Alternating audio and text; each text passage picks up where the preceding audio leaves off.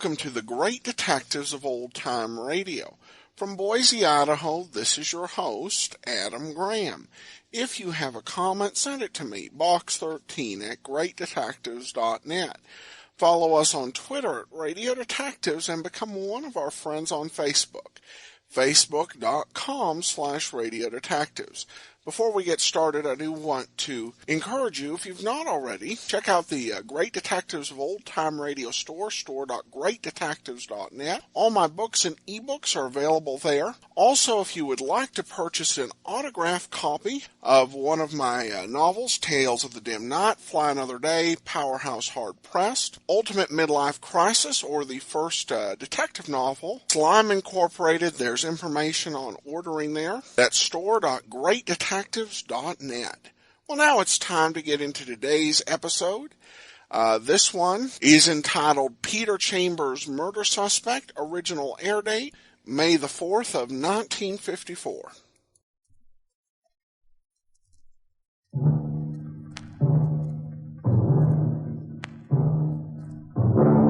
Crime and Peter Chambers.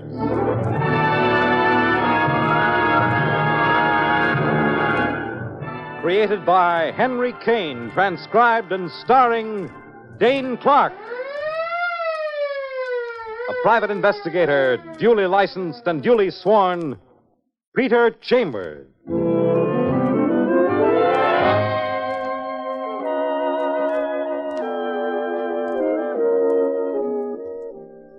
You're a private eye.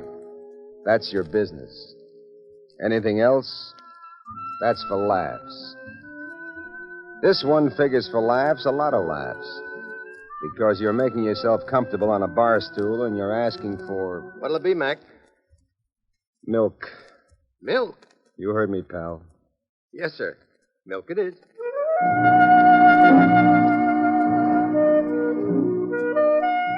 It's a great, big, beautiful bar. The Peacock Room. And down at the far end sits a blonde. Quite a blonde.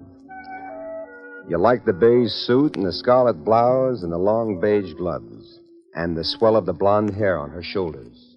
You like the queer cut of her eyes, upswept at the edges, and the green from where you sit. You like the curved red wet lips and the clean line of the eyebrows. But best of all, you like the glass of milk that's sitting there in front of her. What's with the milk today, Mac? Search me. You want a chaser? Maybe heavy cream, homogenized? Do me a favor, pal. Yeah? Go be funny somewhere else. Will you please? Well, sure, Mac. No offense. You know how it is. Milk.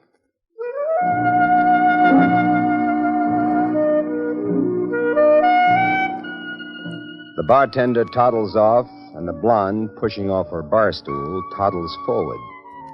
Toward you.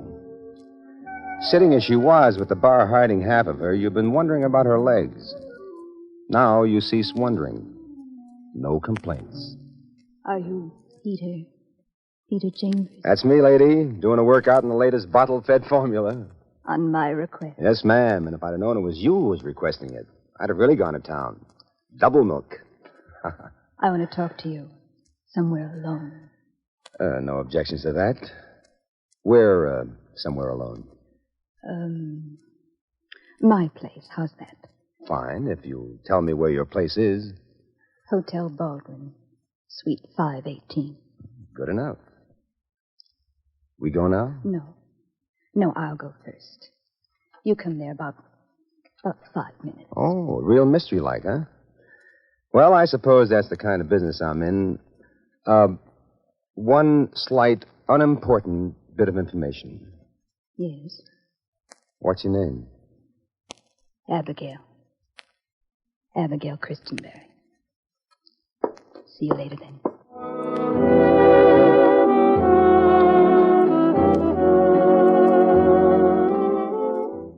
You fiddle with the milk, giving her 5 minutes.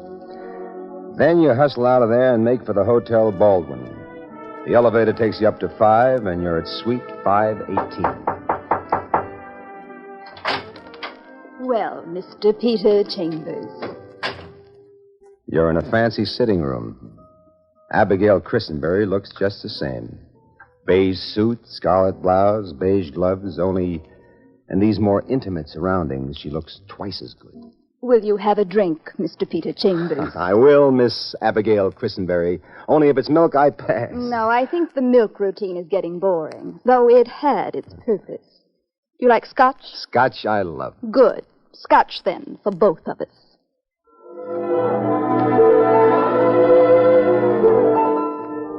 She sets up the drinks neat. Whiskey in a shot glass and a tall glass of soda on the side. One combination for you, one combination for her.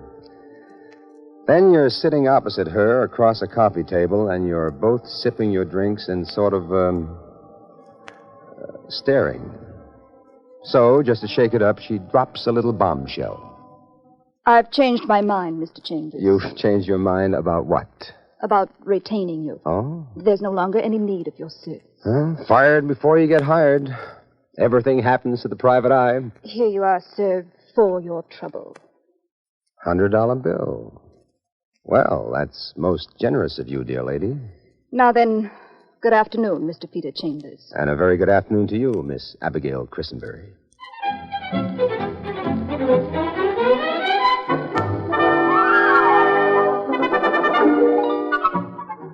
So, with the $100 bill clutched in your little hot hand, you go back to the office and attend to business. You could have refused a scene note, but a lady's got to pay some kind of a penalty for having a guy sit around drinking milk at a cocktail bar. Anyway, you dismiss her as some kind of a gorgeous crackpot. But she doesn't stay dismissed, because you're home that evening experimenting with imported Swedish herring and well-buttered pumpernickel bread when...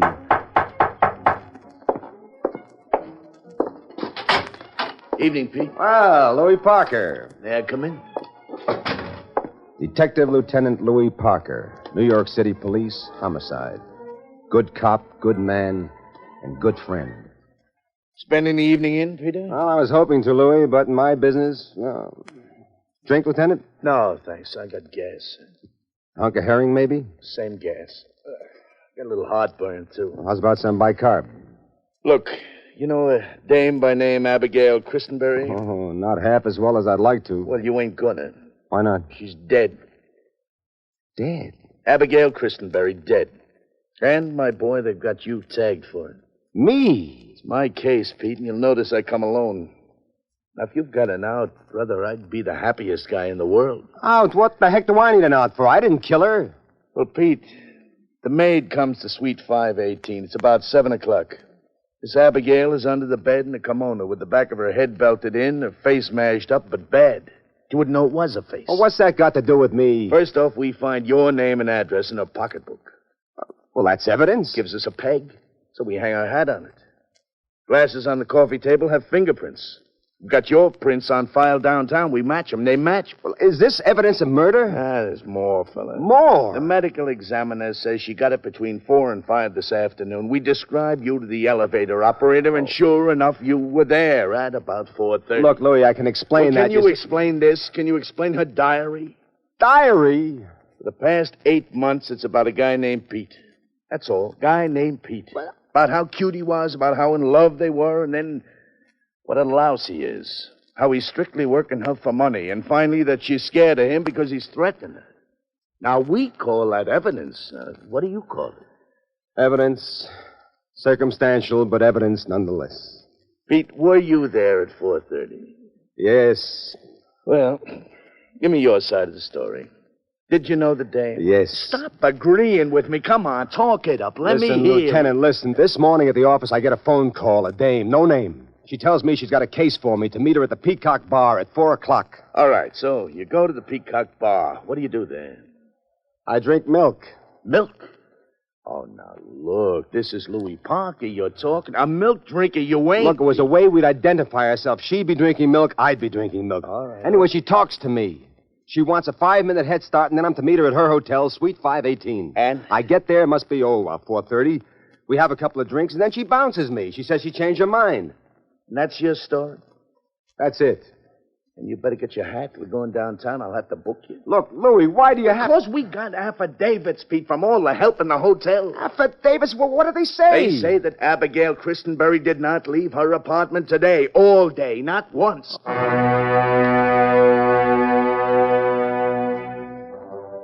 It was crazy, but it could jam you.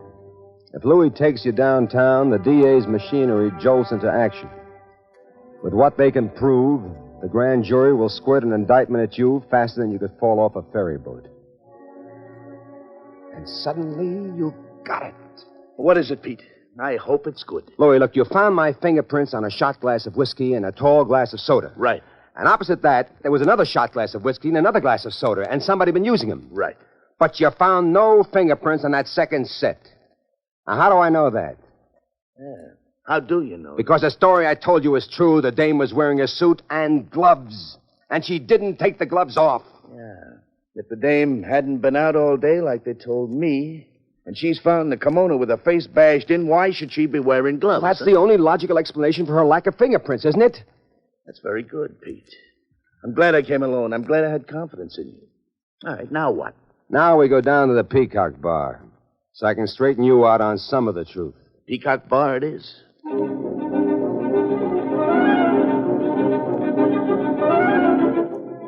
You slip on your holster and you clip your gun into it, and then you're riding across town in Parker's car. On the way, you ask questions, and Parker supplies the answers. Abigail Christenberry, a very rich widow worth millions. No family at all except one guy, a brother named Timothy York. Timothy York, huh? Yep. And he inherits the millions, is that it? He inherits, all right, but he's clear, Pete. He works for an ice cream company, but he worked all day, even had his lunch sent in. There's an office staff of 30 people can back it up. What kind of a guy? Well, he's a mousy little type. Pretty old, too. Maybe 65. A rather young wife. No children. But we've already cut him out as a suspect. He just couldn't have done it. Physically impossible. 30 full-grown witnesses. Here's your Peacock Bar.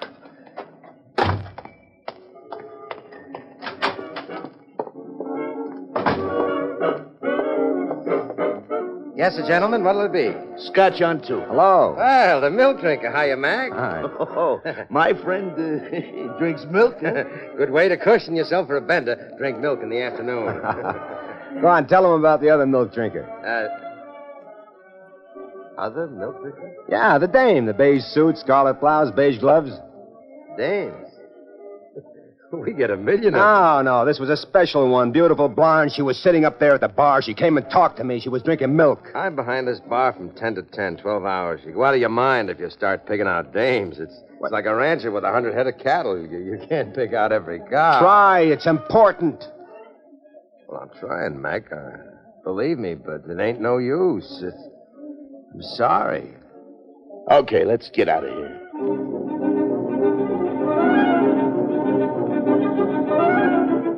So you're back in Parker's car trying to swallow that helpless, hopeless feeling. Where to now, kiddo? Figure I ought to visit Timothy York? He's been visited. Well, let me try. Sure, kid, it's your party. And you stay downstairs. Like I said, it's your party, Pete. It's a nice enough house, apartment 9G, and you stick your finger in the buzzer. Little guy opens the door. Little old guy that looks like he's falling apart, skinny as a pencil. Yes, what can I do for you, sir? Timothy York? The same. Chambers, police.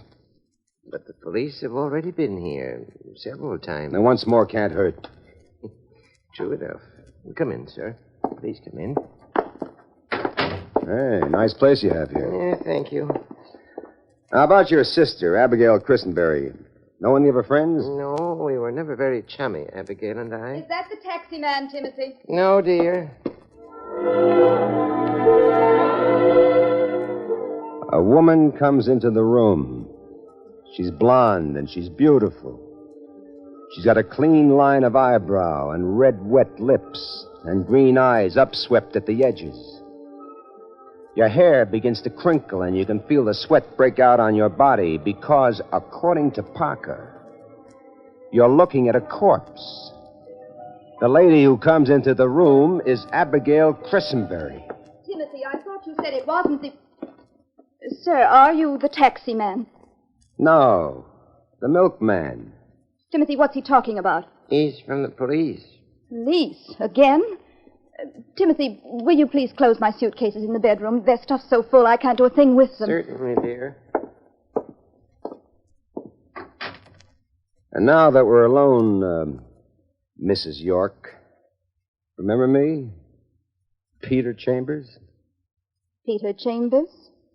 Never heard of you. Ever hear of Abigail Christenberry? Of course, Abigail Christenberry is my husband's sister, and she's dead. How would you know this? From the police. They've been here several times. See.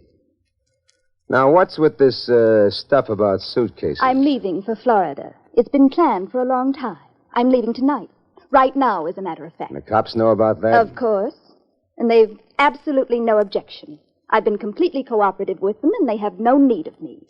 They have the address where I'm going, if by chance I am needed. Your husband going? No, he's not. He's saving his vacation for much later on, and we intend to go to Switzerland, to the Alps. Now, is there anything else? That's all. Tell your husband goodbye for me.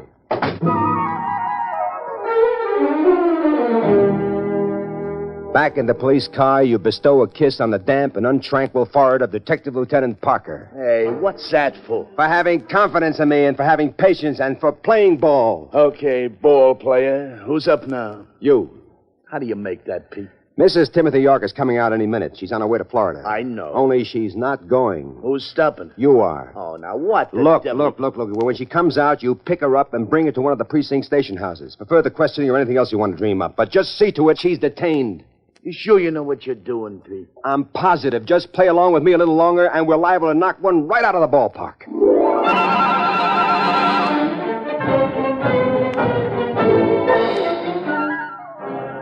Mrs. Timothy York comes out, and Parker does the old pickup, suitcase and all. She gets hustled down to the nearest station house, gets racked up for further questioning, and then you and Parker are rolling again. Okay, fella, what now?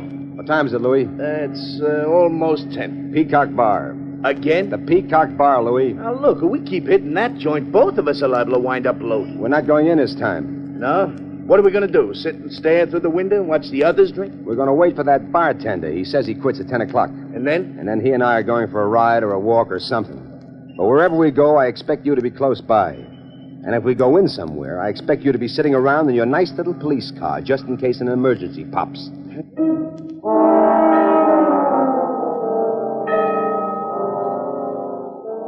He stops the car near the Peacock Bar. You shift your .38 from the holster to your side pocket. You get out of the car and you wear out the sidewalk in front of the fancy tavern until High Shoulders come strolling out. Okay, Dimples. What? What do you want? The lump in my pocket is a gun, and I'll use it if you make me. Sure. You understand about guns? Yeah, I understand. Fine. Now, where are you heading? Home. How do we go? You heard me. We walk. Nearby.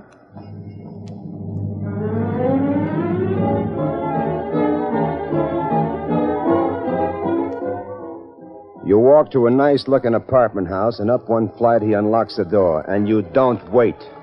Just as soon as he clicks the light on, you smash the flat of the gun against the side of his face. You give it a lot of feeling.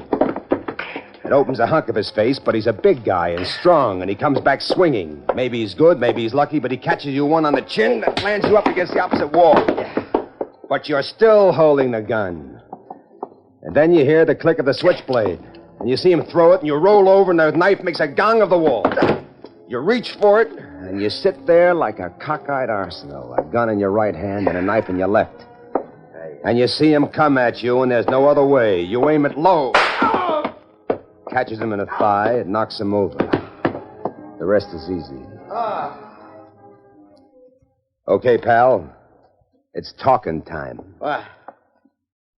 What do you want? What's your name? Ryan. First name. What's it to you? Look, Ryan, it's murder we're fiddling around with, and when you fiddle with murder, you play it rough, like this. Now, let's do it nice, huh? What's your first name? Peter? Peter. Just like mine, huh? I don't know what your name is. That's a lie. Now, let's play the name game some more. Let's try Mrs. Timothy York. I never heard of her. That's not what she says. What? Just in case you think she's on her way to Florida, give another think. What? She's Where? in the pokey, pal, Huh? talking her brains out. Well, why do you think I've come after you? She sent me. She did it? She says it was all your idea, that she says that you're number one. She's using a method. If you are number one, you get the chair and she gets off light. Now, whose idea was it? Hers. Hers, the dirty...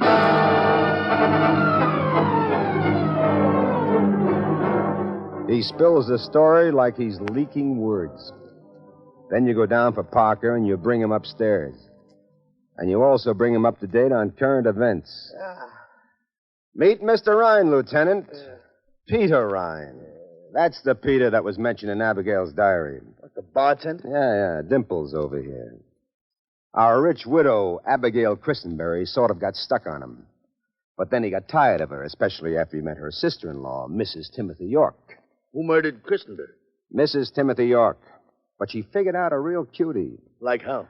Well, they knew about Abigail's diary, where she mentions Pete. So they look up the classified directory on the private detective, which is often confused for Fall Guy. And the first Peter they come to is me, Peter Chambers. And they elect you the patsy. Correct. First, Mrs. Timothy York kills Abigail, mashes her face in, so I won't know the difference. Then she meets me at the Peacock on that milk deal. Then I'm to follow her right into the trap. She uses the stairs, coming and going, so no one sees her. But me, I use the elevator. Everybody sees me. Which puts you at the scene of the crime, which leaves your fingerprints all over the place, and which confuses you with the Pete in Abigail's diary. And the dead Abigail is in the bedroom, dead for at least a half hour, with her face all smashed up. Then after you get bounced out, Mrs. Timothy York blows the joint using the stairs again, and nobody can connect her with the crime. And you think Mrs. Timothy York is really Abigail, and you can't tell the difference because the real Abigail is now minus a face. Sure, and with Mrs. Timothy York in Florida, I'd be in it up to my neck. Yeah, but if these two knock off Abigail, what do they get out of it? Mr. York inherits. Mrs. York planned a trip to Switzerland with Mr. York. Mr. York would never have come back from there. He'd have tripped on an Alp or something. Then she'd get all the loot, and she'd hook up with Dimples here, and they'd both live happily ever after.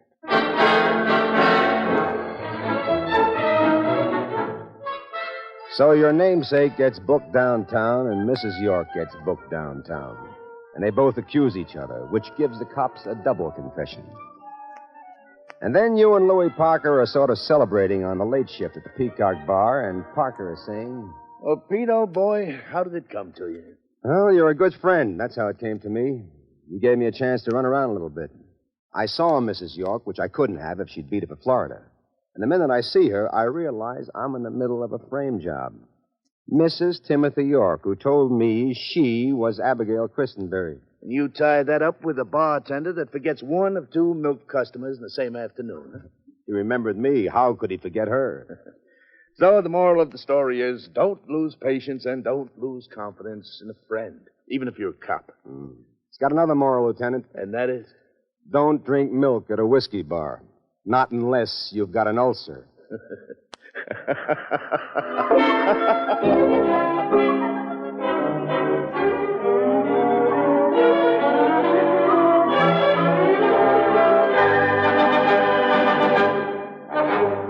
And there you've had Crime and Peter Chambers.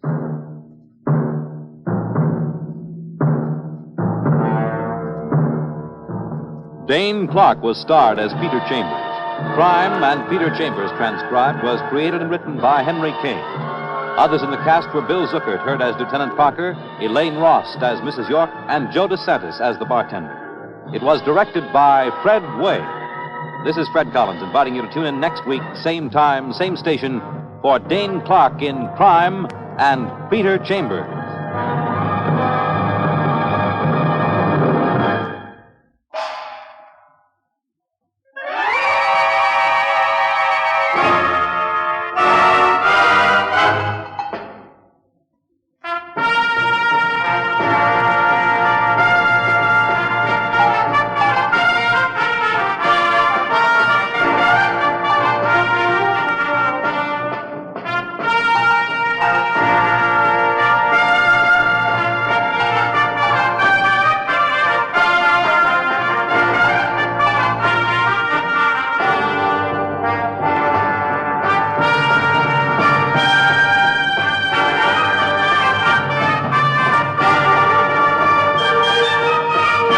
Crime and Peter Chambers has come to you through the worldwide facilities of the United States Armed Forces Radio and Television Service.